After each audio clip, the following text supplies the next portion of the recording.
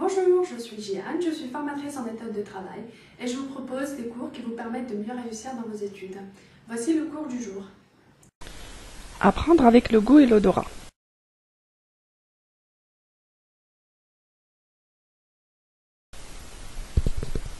Nous utilisons nos 5 sens dans notre vie quotidienne. Par contre, pour apprendre, nous en utilisons très peu. Ce dont nous nous souvenons le mieux est ce qui est le mieux inscrit dans notre système nerveux, ou autrement dit ce que nous avons appris, en mettant la totalité de notre système nerveux à contribution. En général, dans notre vie quotidienne, nous utilisons nos 5 sens, mais par contre à l'école, nous utilisons la vision, l'audition et le toucher. Nous utilisons rarement le goût et l'odorat, sauf pour les formations spécialisées, les cours de cuisine, œnologie. Ça, c'est ce qui se passe en France. Par contre, dans d'autres pays nordiques, ils utilisent beaucoup l'odorat et le goût. Et beaucoup plus le toucher qu'en France. Ils font beaucoup d'expériences en physique-chimie avec le toucher. Donc des expériences avec le corps.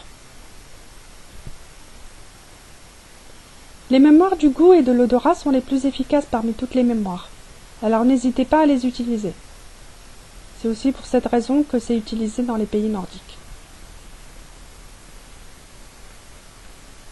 Je vais vous démontrer l'efficacité du goût à travers l'expérience suivante. Nous sommes privés du goût, cet excellent canal d'apprentissage, dès notre plus jeune âge pour des raisons d'hygiène et de sécurité. C'est-à-dire qu'on nous impose de ne pas goûter à tout. Donc vous avez remarqué des enfants qui veulent goûter à tout, même les objets qu'on ne mange pas. Les enfants sont toujours très curieux de goûter à tous les objets, même ceux qui ne sont pas comestibles. Pourtant, ce canal-là est très efficace. Alors essayez l'expérience suivante. Imaginez que vous tenez un citron. Donc regardez-le. Regardez sa taille, sa forme, sa couleur, la façon dont il repose dans votre main. Faites-le rouler dans vos mains pour en éprouver la forme et la texture. Faites-le rouler contre votre joue. Reniflez-le maintenant. Imaginez que vous le coupez en deux. Observez le couteau qui l'incise. Écoutez le son de la lame qui taille à travers la chair pour ressortir de l'autre côté. Regardez couler le jus. Sentez-en l'odeur. Et enfin, prenez l'une des moitiés pour y planter vos dents. Que se passe-t-il dans votre bouche? Les réactions de votre bouche sont un bon indicateur de ce qui se passe en vous, d'où l'efficacité du goût. Si un jour vous vous trouvez dans des montagnes russes particulièrement effrayantes, remplissez votre bouche de salive, observez ce qui se passe et profitez pleinement de l'expérience.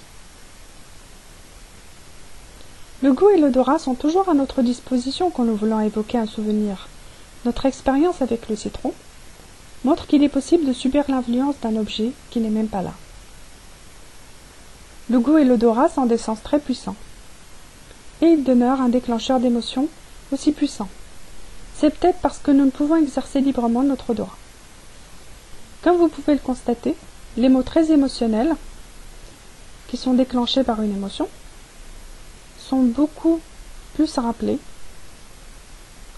beaucoup plus reconnus et beaucoup moins oubliés que les mots neutres.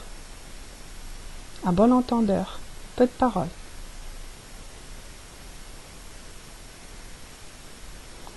Alors associez les odeurs et les goûts à vos apprentissages. Mémorisez les odeurs que vous enregistrez pendant que vous apprenez. À quelles odeurs me fait penser ce cours? Parfumez vos feuilles de cours d'odeurs. Odeur de rose, violette, rose pour les cours d'histoire par exemple, violette pour le cours de géographie, ou des odeurs spécifiques pour les cours difficiles à mémoriser. L'odeur familière de la prairie où vous avez appris la leçon d'histoire. Donnez le goût que provoque en vous ce cours. Vous direz du cours qu'il est appétissant. Vous vous souviendrez du cours parce que vous étiez en train de manger du chocolat en même temps. Le goût du chocolat dégusté pendant un exercice de mathématiques permettront à certains de se souvenir des circonstances de l'apprentissage d'un texte, et donc du texte lui-même. Parce qu'on se souvient de l'odeur de la prairie et du goût du chocolat, on se souvient parfois de la leçon apprise.